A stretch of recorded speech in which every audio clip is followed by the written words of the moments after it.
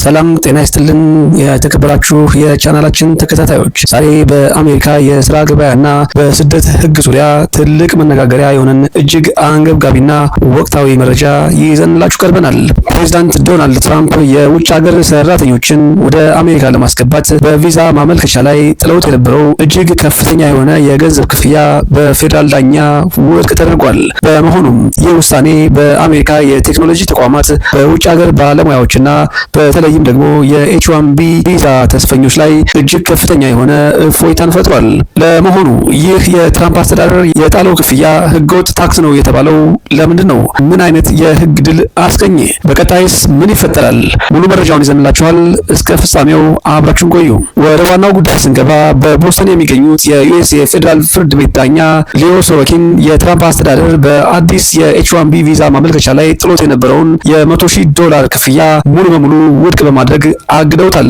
ፍርድ ቤቱ ይህን ውሳኔ ያስተላለፈበት ዋነኛ ምክንያት ክፍያው ህገወጥ ታክስ ነው በሚል መደምደሚያ ላይ በመድረሱ ነው። ከዚህም በተጨማሪ በወጣው 42 ገጽ የፍርድ ቤት ውሳኔ ላይ በግልጽ እንደተቀመጠው የተጣለው ክፍያ የአስተዳደር ቅጣት ወይም ተራ የቪዛ ማስኬጃ አገልግሎት ክፍያ ሳይሆን መንግስት ከፍተኛ ገቢ ለመሰብሰብ ያቀደው የታክስ አይነት ነው። በአሜሪካ ህገ መንግስት መሰረት ደግሞ ታክስ ወይም ግብር የመጣል ብቸኛ ስልጣን ያለው የሀገሪቱ ምክር ቤት ወይም ደግሞ ኮንግረስ እንጂ ፕሬዝዳንቱ አይደሉም። በመሆኑም ፕሬዝዳንት ትራምፕ በራሳቸው የስራ አስፈጻሚ አዋጅ ይህንን ክፍያ መጣላቸው የኃይል ሚዛንን የጣፈና ህገወጥ ተግባር ነው ተብሏል። ለመሆኑ ፕሬዝዳንት ዶናልድ ትራምፕ ይህንን ክፍያ የጣሉት መቼ ነበር?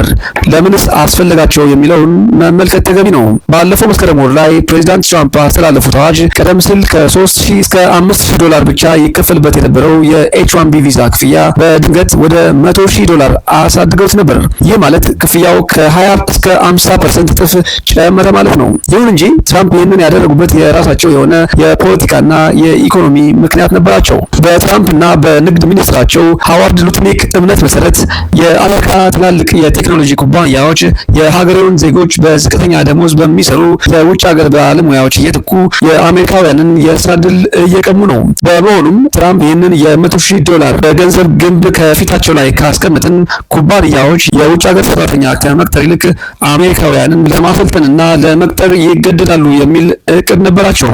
ነገር ግን ይህ አካሄድ የህግ ድጋፍ አላገኘም። ይህ የፍርድ ቤት ውሳኔ ለአሜሪካ የስራ ገበያ እጅግ ታሪካዊ ድል ተደርጎ ተወስዷል። 20 የሚሆኑ በዲሞክራቶች የሚመሩ የአሜሪካ ግዛቶች የጋራ ክስ በመመስረት የትራምፕን አዋጅ በህግ ተፋልመውታል። በሌላ በኩል የሲሊኮን ቫሊ የቴክኖሎጂ ግዙፎች የሆኑት እንደ አማዞን፣ ማይክሮሶፍት እና ሜታ ያሉ ተቋማት ውሳኔውን በደስታ ተቀብለውታል። ለምሳሌ አማዞን ብቻውን በአመት ከ10,000 በላይ የኤች1ቢ ሰራተኞችን ይቀጥራል። በመሆኑም ክፍያው ጸንቶ ቢሆን ኖሮ ኩባንያዎች በቢሊዮን የሚቆጠር ዶላር ተጨማሪ ወጪ ሊያወጡ ይገደዱ ነበር። ይህ ደግሞ ለአሜሪካ የቴክኖሎጂ መሪነት ትልቅ ስጋት ይፈጥር እንደነበር በርካቶች ይናገራሉ። በህግ ባለሙያዎች እይታ ውሳኔው ፕሬዝዳንቱ የስራ አስፈጻሚ ስልጣናቸውን ተጠቅመው ስደትን ህግ በገንዘብ ማነቅ እንደማይችሉ ትልቅ መልእክት ያስተላለፈ የህግ ድል ሆኗል። ታዲያ አሁን ላይ ምን እየተከሰተ ይገኛል? በቀጣይስ ምን ይጠበቃል?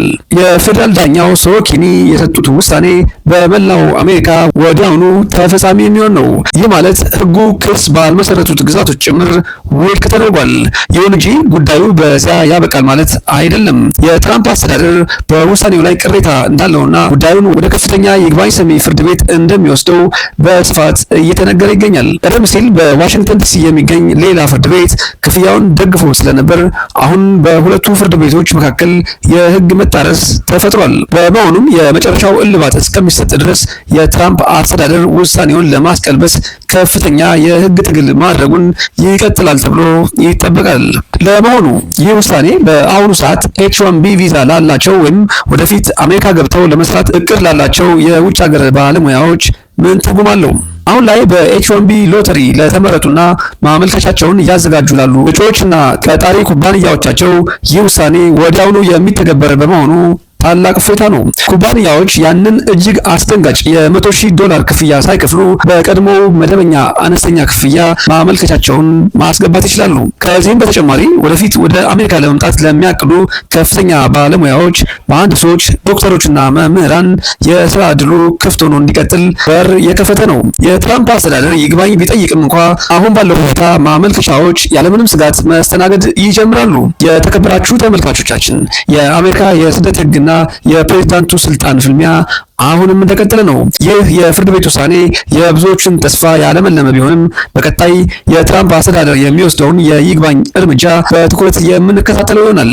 የዛሬው መረጃችን ይህንን ይመስል ነበር። ቪዲዮውን ከወደዳችሁት ላይክ እና ሼር ማድረጋችሁን እንዳትረሱ። እንዲሁም መሰል ወቅታዊ መረጃዎች በፍጥነት እንዲደርሷችሁ ቻናላችንን ሰብስክራይብ በማድረግ ቤተሰብ እንዲሆኑ እንጋብዛለን። ጤና ይስጥልን።